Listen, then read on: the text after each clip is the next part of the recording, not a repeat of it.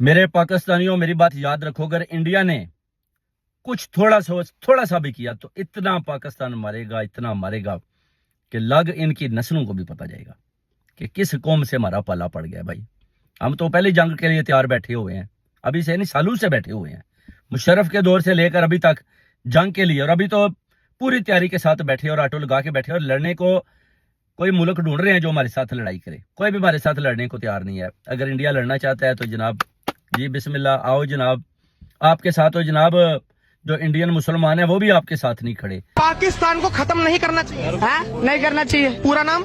कैफ, मोहम्मद कैफ। कहाँ से हैं आप? मैं बिहार से हूँ। आपको थोड़ी सी भी शर्म नहीं आ रही कि भारत देश में रहने के बावजूद आप पाकिस्तान का समर्थन कर रहे हो? हिंदुस्तान का समर्थन क्यों करना है? पहले हमें जवाब दीजिए। पाकिस्तान का समर्थन करते हैं? हाँ, करते हैं। पाकिस्तान जिंदाबाद। जिंदाबाद। शर्म नहीं आ रही? क्यों शर्म आएगी? सिख कम्युनिटी आपके साथ नहीं खड़ी तो आप लोग कैसे जंग जीतोगे भाई? आपको तो अंदर से ही उन्होंने धर लेना। वो कहते हैं ना, पंजाब की तरफ बढ़ेंगे तो खालिस्तान से गुजर के जाना है ना, तो वो कहते हैं हमने तो इधर ही धर लेना है इनको। तो उसके बाद वो कहते हैं कि झंडे लहरा देंगे श्रीनगर में। उसके बाद अगला जो झंडा है उसको जाके किला लाल किले के ऊपर जनाब पूरा ठोक देंगे कि जनाब ये लें पाकिस्तान जिंदाबाद। अब आप आओ, फिर आपकी यही बातें होंगी, पकड़ लिया पकड़ लिया पकड़ लिया। तो ये याद रखें, पूरी कौम जो है ना वो मुतहिद है और इस बात पर कायम है कि इंडिया अगर हमारे ऊपर हमला करता है तो नस्लें तबाह कर देंगे, नस्लें।